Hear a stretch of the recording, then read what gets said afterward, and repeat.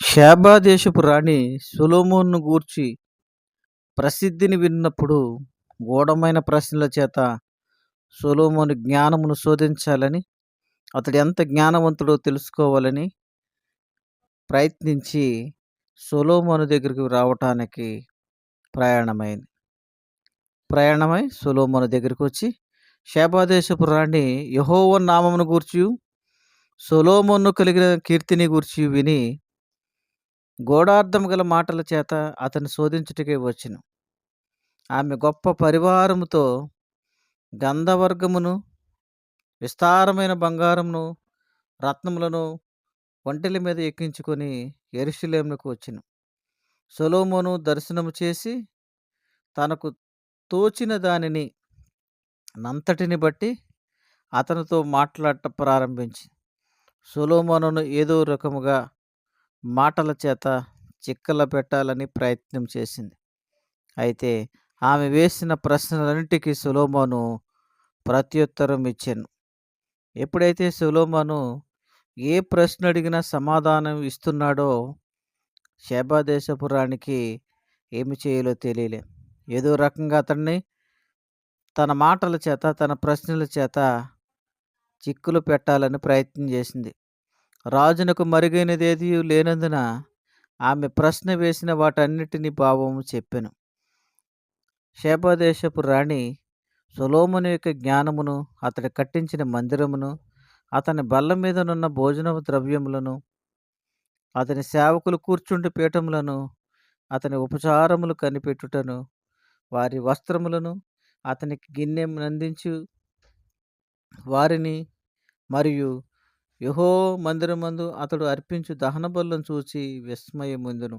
సొలొమోను తన యొక్క మందిరములోను మరియు తన యొక్క సేవకుల యొక్క ప్రతి వాడే వస్తువును చూసినప్పుడు ఆమెకి ఆశ్చర్యం కలిగింది.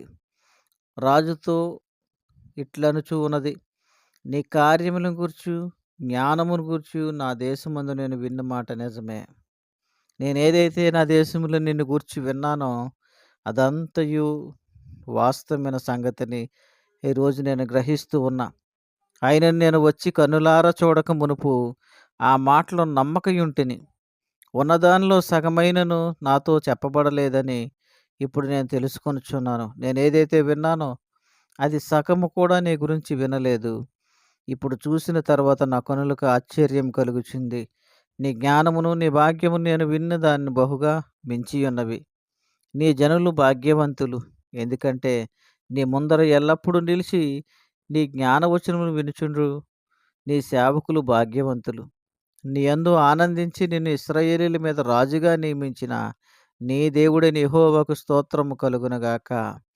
నీ దేవుడు నీ యందు ఆనందించాడు గనుక, ఆయన గొప్ప జ్ఞానంతో నిన్ను నింపాడు గనుకనే ఇశ్రాయేలీయుల మీద రాజుగా నిన్ను నియమించాడు. ఆయనకు స్తోత్రము కలుగునుగాక అని షేబ దేశపు రాణి మాట్లాడుచున్నది. యెహోవా ఇశ్రాయేలీయులందు శాశ్వత ప్రేమ చూపించాడు. ఎందుకంటే ఇశ్రాయేలీయులందు శాశ్వత ప్రేమ ఉంచెను కనుక నీలాంటి వ్యక్తిని నీతి న్యాయములను అనుసరించి రాజకార్యములు జరిగించుటకు ఆయన నిన్ను నియమించెను అనెను. ఆమె సాక్ష్యం ఇస్తూ ఉన్నది. మరియు ఆమె రాజునకు 240 మణుగుల బంగారమును, బహు విస్తారమైన గంధవర్గమును, రత్నములను ఇచ్చెను. ఆమె తెచ్చినటువంటి విలువైన బహుమతుల్ని రాజుగారికి బహుమానంగా ఇస్తూ ఉన్నది. షేబ దేశపు రాణి రాజైన సొలొమోనుకి ఇచ్చిన గంధవర్గం అంత విస్తారముగా మరి ఎన్నడూను రాలేదు. మరెప్పుడు కూడా అంత గంధవర్గము ఇశ్రాయేలీయుల దేశానికి రాలేదు అని బైబిల్ వాక్యం చెబుచున్నది. మరి ఈ ఓఫీరు నుండి బంగారము తెచ్చిన హీరాము వాడలు ఓఫీరు నుండి చందనపు మ్రాణులను, రత్నములను బహు విస్తారముగా తెచ్చెను అన్నాడు. షేబ దేశపు రాణి చందనపు మ్రాణులు కూడా విస్తారం తీసుకొచ్చెను. ఈ చందనపు మ్రాణుల చేత సొలొమోను యెహోవా మందిరమునకు, రాజనగరునకును స్తంభములను, గాయకులకు సితారాలను, స్వరమండలమును చేయించెను. ఏదైతే బహుమానం ఇచ్చిందో అట్టి బహుమానాన్ని తీసుకుని మందిరమును కొరకును మరియు సితారలకు, గాయకుల కొరకు చేయించాడు.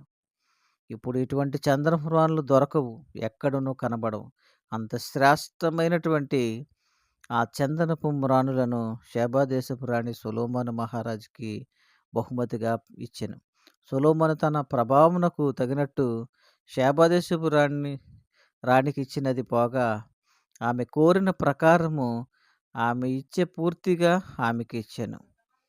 అప్పుడు ఆమెయు, ఆమె సేవకులును తమ దేశమునకు తిరిగి వెళ్ళిరి.